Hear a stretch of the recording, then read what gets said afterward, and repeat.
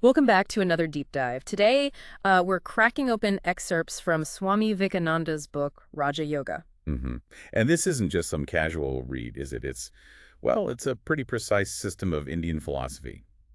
Practice, really. Exactly. He Yeah. actually framed it as a scientific approach, understanding and uh, gaining mastery over our own internal nature. Yeah, and we're pulling insights from his New York lectures, plus his commentary on the yoga aphorisms of Patanjali, Who's pretty much the authority on this kind of yoga. the definitive authority. Yeah. So our mission today, we want to cut through it all and get to the core of Raja Yoga, at least as it's presented here. Like, what is it? Why bother?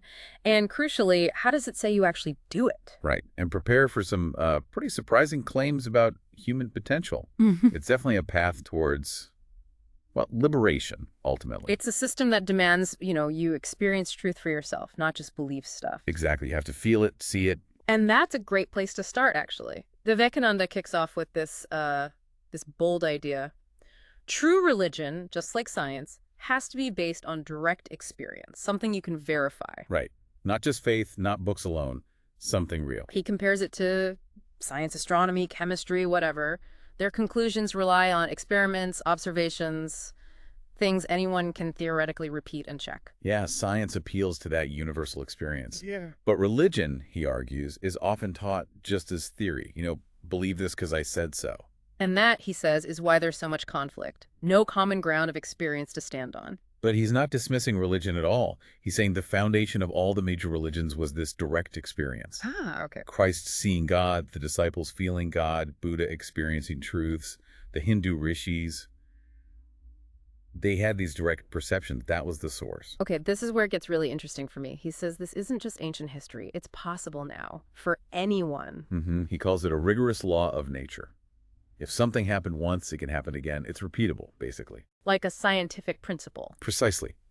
And that's where yoga comes in. Raja Yoga is presented as the science, the method, for you to get these perceptions yourself. So why just talk about God or the soul if you don't feel them? Exactly. He actually says it's better to be an outspoken atheist than a hypocrite who claims belief without any, internal reality behind it. It makes so much sense. Like learning astronomy, you need the telescope, not just the book. Right. The book, like his lectures on Raja Yoga, it's just the map. You have to do the journey.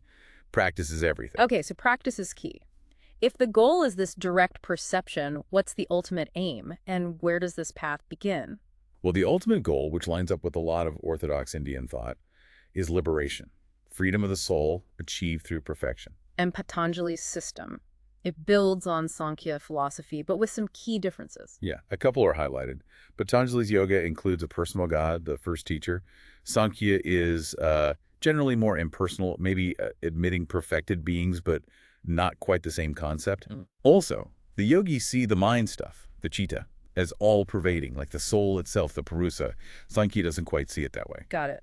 And the path itself has 8 steps, right? 8 limbs, yeah. Yama, niyama, asana, pranayama, pratyahara, dharana, dhyana, and samadhi.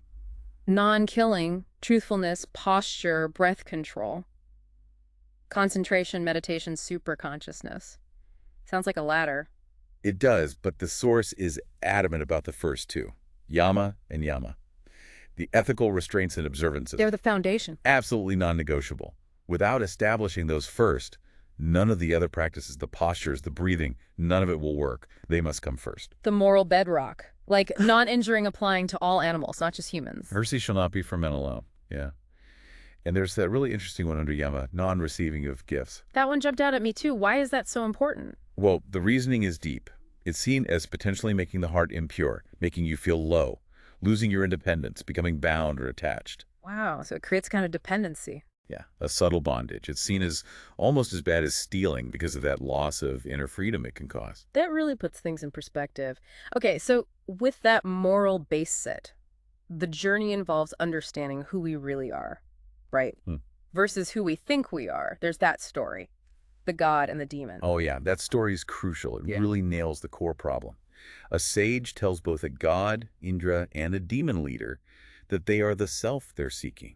And the demon. The demon, being sort of clouded and ignorant, immediately thinks, oh, the body, that's the self. And he goes off happy, ready to just indulge the body. But Indra the god is pure, so he questions it. Right. He goes back thinking, wait a sec, if I'm the body, the self dies when the body dies. That can't be right. The self is eternal. So he keeps searching. He keeps searching. He thinks maybe it's the vital force, prana. Nope, that changes too. Maybe the mind. Nope, that changes too. Until finally he gets it. The true self is beyond thought, beyond the body, beyond everything changing. It's one, unborn, undying. And the demon is just stuck thinking he's the body. Tragically, yes. Trapped by that first, easy identification. It drives home that point about the body constantly changing, like a river. Just a series of changes. But paradoxically, the Source says you must keep the body strong and healthy. It's the instrument. The best instrument we have for this work, yeah. Not the self, but the tool. Exactly. It's the vehicle, not the passenger. There's another analogy that really stuck with me, the minister in the tower. Ah, the beetle and the thread. Yes, perfect for illustrating how you start small. Remind us how it goes. Okay, so this minister is trapped high up. His wife wants to free him. She gets a beetle, puts a drop of honey on its head, ties a superfine silken thread to it, and points it up the wall. The beetle climbs for the honey. All the way to the top, pulling the thread. The minister grabs the silk thread, ties a slightly stronger pack thread to it. His wife pulls that up. Then a stouter twine, pulled up by the pack thread. And finally, a thick rope, pulled up by the twine. And with the rope, he climbs down. Freedom. it's such a vivid picture, showing how liberation starts with, like, the tiniest effort, a little bit of concentration, trying to be truthful. Exactly. That's your silken thread. But you persevere. You build on it the pack thread, the twine, the rope. Deeper practice, more consistency, until you gain the strength to pull yourself out of the tower of ignorance and bondage. Every little bit counts, even if it feels small at first. That's the message. Don't get discouraged by the height of the tower. Okay, let's get into some of the cosmic building blocks the Source talks about. Akasa and Pwana. Right, fundamental concepts. Akasa is described as this omnipresent, subtle material. Everything with form, air, liquid, solids, bodies, planets, it all evolves out of Akasa. It's like the background potential. The substrate. And Prana. Prana is the energy, the infinite omnipresent power that acts on Akasa to make the universe manifest. And get this, the Source equates prana with all forms of energy we know. Like motion, gravity, magnetism. Even nerve currents in our bodies. And crucially, thought force. The sum total of all energy, physical and mental, is prana. It really does sound like the conservation of energy in modern physics. Vivekananda definitely draws that parallel.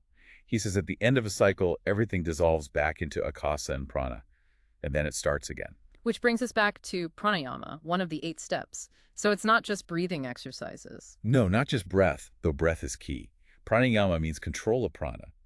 The breathing exercises are a powerful way in, because breath is the most obvious physical manifestation of prana in us. So by controlling the breath. You start to feel, and eventually control, the subtler forms of prana inside the nerve currents, maybe even the thought energy itself. It helps turn the mind inward, away from just external focus.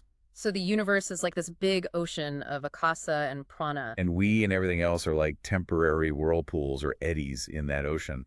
Individual forms are just temporary arrangements. The Source even mentions Sir Humphrey Davy, the scientist, and his laughing gas experience. Yeah, it's used as an illustration. Apparently, under the influence, he saw the universe as made of ideas or subtle vibrations. The Source uses this to suggest that akasa at a finer level is mind, and the universe is like an ocean of thought, emphasizing that unity. And beyond all that motion, all those vibrations. Beyond motion, there is but one, the self, the observer, changeless. Okay, now let's tackle a concept that the Source presents as really vital and maybe a bit intense, ohas, and it's linked to chastity. Yes, ohas. It's described as transformed energy, the highest form of power operating in the body, and it's stored in the brain. And the connection to sexual energy is very direct in the text. Very direct. It states that the energy normally expressed as sexual function or even sexual thought can be, quote, checked and controlled and easily transformed into ohas. How is that supposed to happen? It's described as a process of guiding this energy upwards from the lower centers. But the text is incredibly emphatic on this point. Only a person who maintains perfect chastity in thought, word, and deed can successfully convert this energy into ohas and store it in the brain. And the benefit of storing ojos is? Tremendous spiritual power, mental clarity and vigor, and real moral strength. The Source points to this as the reason why religious orders that produce spiritual giants historically insisted on intense chastity. It wasn't arbitrary. That is why the monks came into existence giving up marriage. It's stated that plainly. Yes. And there's a very stark warning attached. What's the warning? It's absolutely critical. Practicing Raja Yoga, especially the more advanced techniques involving energy manipulation, without this perfect chastity is described as dangerous. It could even lead to insanity, or at least a serious loss of mental and spiritual vitality. Wow. That's a serious caution. It really underscores how potent this energy is viewed. It's presented as fundamental to the safe and effective practice. Related to control, the source also warns strongly against external control, things like hypnosis or letting others manipulate your inner state. Yes, another point made with real force. Allowing someone else to control your mind, even if it seems helpful temporarily, like some faith healing or hypnotic suggestion, is seen as deeply harmful. Why harmful? Because it's not self-control. It's described as stunning the mind, making it a shapeless, powerless mass, draining mental energy, and potentially, literally, leading towards the lunatic asylum. It's seen as incredibly dangerous. So it's like trading one kind of bondage for another, possibly worse one. Exactly. The source says every time you let an external bull control you, especially if you're feeling weak or vulnerable, you're just adding another link to the heavy chain of bondage of past thoughts, past superstition. The goal is freedom, mastery of your own nature, not slavery to someone else's will. Right. And the language gets pretty strong against those who seek to control others through blind belief or suggestion. They're called injurers to humanity. Sowing seeds of decay, crime, lunacy, and death. It doesn't mince words. Not at all. The core advice is crystal clear. Use your own minds. Control body and mind yourselves. You're told to avoid everyone, no matter how great they seem, who asks for blind belief or surrender of your will. It even mentions specific types of groups. Yeah, dancing, jumping, and howling sex that can spread like infections, gaining singular control over people, potentially leading to degeneration. It actually says it's healthier to be wicked on your own terms than made apparently good by this kind of external morbid control. The emphasis is absolutely on developing your own inner strength and autonomy. Which leads perfectly into pratyahara, the fifth step. What is that again? Pratyahara means gathering towards, essentially turning the mind inward. It's the ability to consciously attach or detach your mind from your senses and their objects whenever you choose. So stopping the mind from constantly chasing after sights, sounds, tastes. Exactly. Checking that outward flow, freeing the mind from being a slave to the senses, from their thraldom. And the source says, when you achieve this, that's when you start to truly possess character. It's a huge step towards freedom. Before that, the text says, we're basically just mere machines reacting automatically. It really makes you think about how much our attention is just pulled around all day. There's that monkey analogy, too, showing how hard this is. Oh, the maddened monkey, yes. The mind is naturally restless, right? Like a monkey. Then it drinks the wine of desire. Then it gets stunned by the scorpion of jealousy. And then it's possessed by the demon of pride. And that's the mind we're trying to control. Laughs slightly. Yeah. The source basically sighs, how hard to control such a mind. It acknowledges the difficulty, definitely. But it implies it can be done. So for someone trying to walk this path, what practical tips do the sources offer? Well, there are suggestions like trying to live alone, or at least having quiet time, speaking less, avoiding too much strenuous work, because these things tend to scatter the mind's energy. Intense work makes concentration harder. That's the idea. But there's also a lot of encouragement, like even the least done will bring a great amount of benefit. It's presented as a practice that hurts no one and helps the practitioner. And there are signs of progress to look out for. Yes. Early signs mentioned include things like feeling less nervously excited, becoming calmer, seeing things more clearly, having a better temperament, improvements in health, and even, interestingly, getting a more beautiful voice. A beautiful voice, really? Yeah, the idea seems to be that as you harmonize your inner energies, physical imperfections start to smooth out. For those practicing really intensely, other signs might appear, like hearing internal sounds, maybe like bells or seeing lights. What about diet? Is that mentioned? It is. For very rapid progress, it suggests that a diet mainly of milk and cereals for some months could be helpful. But for more moderate practice, the main advice is just not to overeat. Otherwise, eat what agrees with you. Okay. So moving further along the path, past concentration, dharana, and meditation, dhanana, we get to samadhi, the superconscious state. Right. The sources explain the mind has different levels. There's the unconscious, like deep sleep below ego. There's ordinary waking consciousness with ego. And then there's a state above ego, above ordinary consciousness, samadhi. superconsciousness. And how do you know it's not just, zoning out or falling asleep? The effects. That's the key differentiator given. You wake up from sleep the same person, but you emerge from samadhi transformed. Even if you went in, metaphorically, a fool, you come out a sage, illumined, character changed. Different results mean different causes. So it's a state of higher knowing, not unconsciousness, and all the steps of yoga are meant to lead here. Scientifically, step by step, yes. And this state, this inspiration, it's not just for a few special prophets in the past. The Source insists it's inherent in everyone's nature. The prophets were just great yogis who figured out how to reach it. Exactly. They proved it's possible, and the implication is it's necessary for everyone eventually to fully realize themselves. Which loops back to that critique of just relying on books or authority. Absolutely. Experience is the only teacher. Books, lectures, they're maps, useful, maybe essential, but they are not the country itself. All clinging to books only degenerates the human mind. Pretty strong words. Very strong. It condemns limiting knowledge of God to scriptures as blasphemy, blaming it for historical violence and dogmatism. The world is still tremendously bound up by a belief in books, it argues, instead of seeking the direct experience they point towards. You have to verify the map by exploring the territory. That's the scientific spirit of it. So pratyahara, turning inward, leads to dharana, fixing the mind on one point. When that focus becomes steady and unbroken current, that's dhyana, meditation. And samadhi is when dhyana gets so deep. So intense that you drop the external form of the object and meditate only on its inner meaning, its essence. That's samadhi. And the three together, dharana, dhyana, samadhi, on one object is samyama. Yes, samyama. That is presented as the main tool for gaining deeper knowledge and eventually powers. When you achieve samyama, the form disappears, only the meaning remains. The Source breaks down perception to explain this. Right. Normal perception is a mix. The external thing, like a sound wave, the nerve carrying the signal, representing meaning, and the mind's reaction, knowledge. Usually it's all jumbled. That jumbled state is what we work with initially. Yes, in the initial with reasoning meditations, savitarka samadhi. But the yogi learns to separate these threads, sound, meaning, knowledge. Through purifying the mind. Purifying the chitta, the mind stuff, and its memory bank of impressions, the samskaras. This allows for, without reasoning, samadhi, nirvitarka, where the mind clearly grasps just the meaning, distinct from the sound or the reaction. The cow example is used separating the word cow from the concept cow. Okay, and what's this distinction between samadhi with seed and without seed? Crucial distinction. Those meditations we just described, the savitarka and nirvitarka, are generally considered with seed, sabija. Why? Because they don't destroy the underlying samskaras, the deep-seated impressions from past actions. The seeds are still there, ready to sprout. Exactly. They can still cause future experiences, future suffering, so they don't lead to final liberation. So what does? What's seedless samadhi? That's the ultimate goal. It's called asamprashnata samadhi. This state is reached when even the potential for impressions to arise is restrained.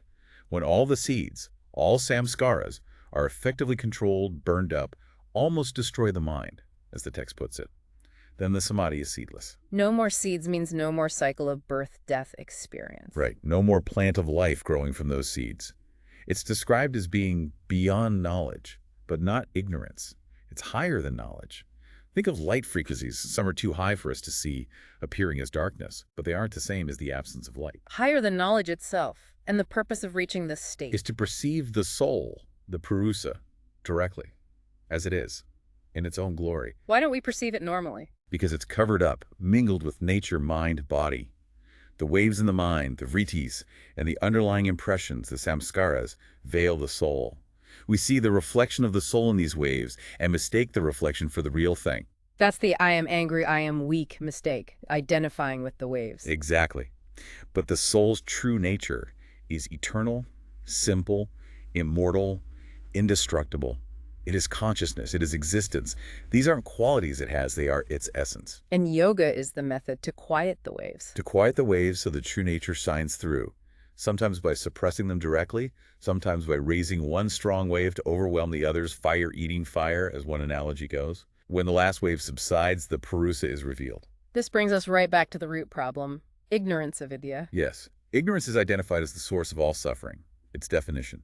Taking the non-eternal, the impure, the painful, the non-self, body, mind, senses, and mistaking it for the eternal, pure, happy self, the Atman or Purusa. That's the great delusion. That's the term used. And egoism, ahamkara, springs directly from this.